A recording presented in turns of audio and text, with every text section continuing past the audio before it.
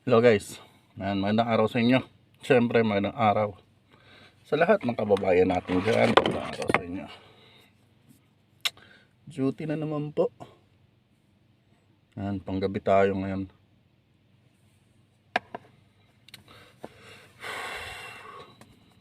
Duty ito.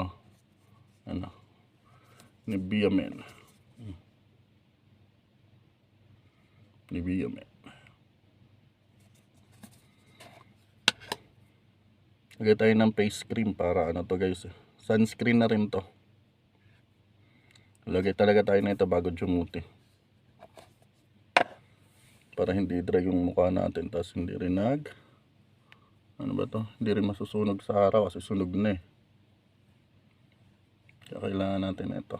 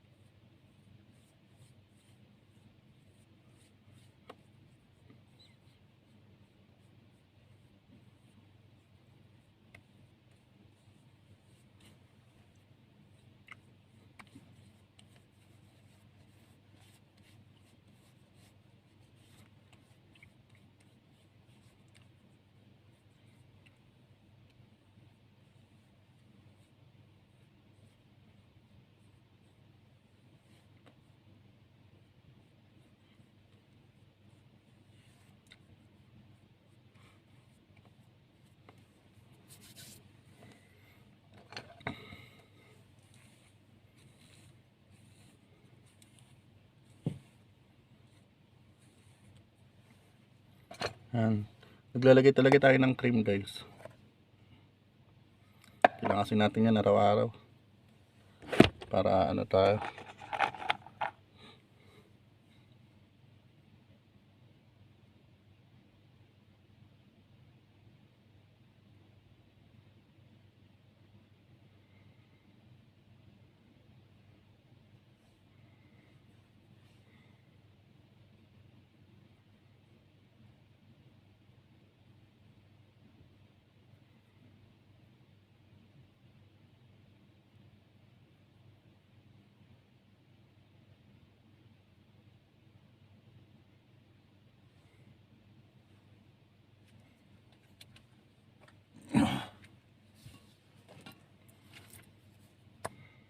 Tapos pabango.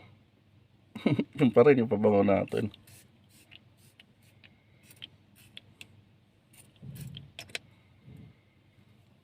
Diba?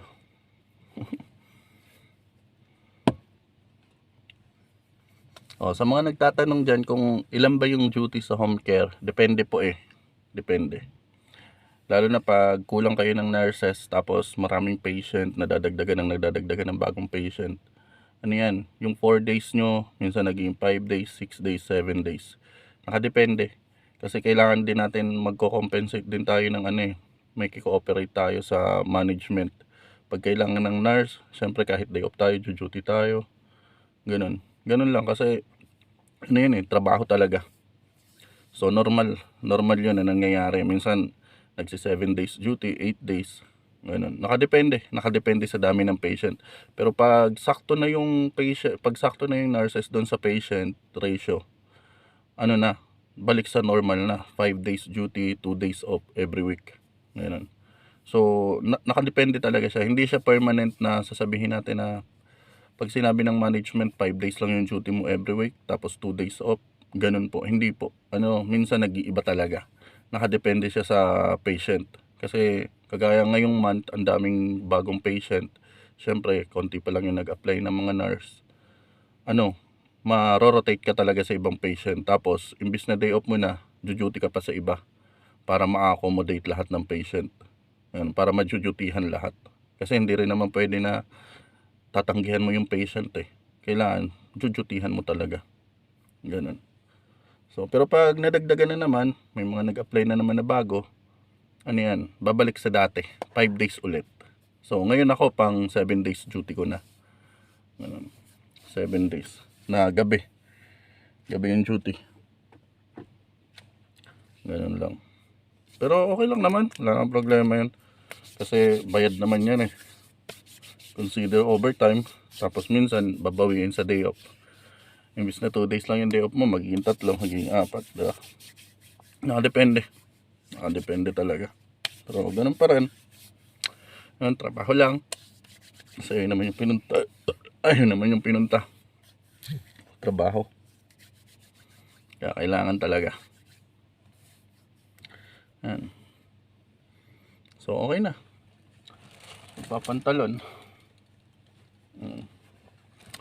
Sunduin tayo 7:30. Mga 7:25 nandiyan na yung ano natin, sundo sa baba. So kailangan na natin mag-ready para pagdating ng sundo is ready na tayo. Tapos diretso na yun sa patient. Ganun lang. Pagdating naman nun sa patient, i-ready lahat ng gagamitin. Yan. Pero syempre, kailangan i-ready mo muna yung sarili mo. Yan, ready ka. Kahit kulang ka sa tulog, yung isip mo ready for duty. Kasi mahirap yan na duty ka tas lutang. Magkamali ka pa. Another problema pag ganun. Kailangan ano lang talaga, yung duty mo kailangan pulido. Kailangan chill ka lang sa duty.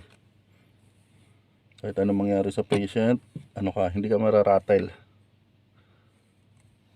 Kailangan chill ka lang, relax. Pero syempre, ito, huwag nyo kakalimutan na ito maglagay. Pang lalaki talaga to. Pero nakadepende pa rin yun sa balat nyo. Yan, Nivea cream. Ito yung ginagamit ko. Ito yung ginagamit ko araw-araw. Siyempre bago ako lumalabas, naglalagay ako nito.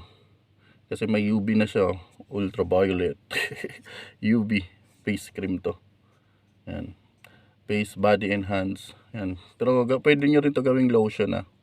Maganda kasi to. Hindi siya yung, may Nivea cream kasi na isa, yung walang UV na nakalagay. Masyadong malagkit. Malagkit sa katawan. Ito hindi. Yan. Kasi pang ano talaga siya. Ano ba to? Face cream. Maganda siya sa balat. Yan. Hindi siya gaya ng ibang cream na minsan magpipimples ka pag ilalagay mo sa mukha. Hindi. So maganda siya sa balat. Napaka smooth lang. Tapos kahit buong araw, kunyari naglagay ka ngayon, buong araw, hindi siya nagdra-dry yung mukha mo. Ganun yung effect niya sa akin. Tapos syempre sa mga kamay-kamay mo, sa katawan mo, hindi nagdra-dry. Ganun, kahit kuskusin mo pa yan ng pag naliligo ka, as long as na maglagay ka niyan, hindi siya magdra-dry buong araw. Yun. Ganun lang. So ayan. Sa mga nagtatanong, yun lang po. Ayun lang yung natin sa duty. Magandang araw sa inyo. Comment lang kayo kung ano yung gusto nyo malaman sa home care. Sasagutin ko kayo. At syempre kung ano yung mga routine na ginagawa doon. Nakadepende rin yan sa mga patient. Kasi bawat patient may routine. Tapos hindi naman totally na routine. Minsan nag-iiba-iba rin ang gagawin. Depende sa condition ng patient. So yun. Maraming salamat. Hanggang sa muli. Bye-bye.